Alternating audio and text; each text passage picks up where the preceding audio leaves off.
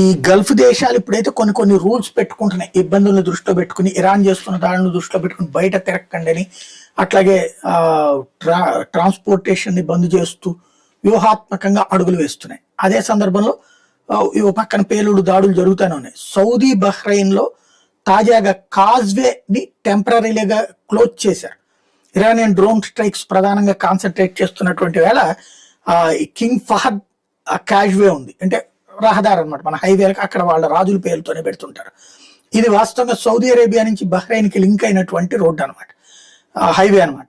అది కాస్త ఇప్పుడు దాని మీద బ్రిడ్జిలు ఉన్నాయి, బార్డర్ ప్యాటర్న్ ఉంటది. అక్కడ ఇరాన్ వాళ్ళు అక్కడ ఏదైనా దెబ్బతీసే అవకాశం ఉందన్నది సౌదీ మిలిటరీ అంచనా వేస్తుంది. ఇప్పుడు మిలిటరీ ఆ ప్రాంతం మొత్తాన్ని కార్నర్ చేసి ఉంచుకుంది. ఇరాన్ నుంచి ఎలాంటి దాడి జరిగేనా తట్టుకోవడం కోసమని ప్రజల్ని ఆ రూట్ లో నుంచి వెళ్ళొద్దని ఆపేస్తుంది. సీసీటీవీ ఫీడ్స్ ఎప్పటికప్పుడు క్రాస్ చెక్ చేసుకుంటున్నారు.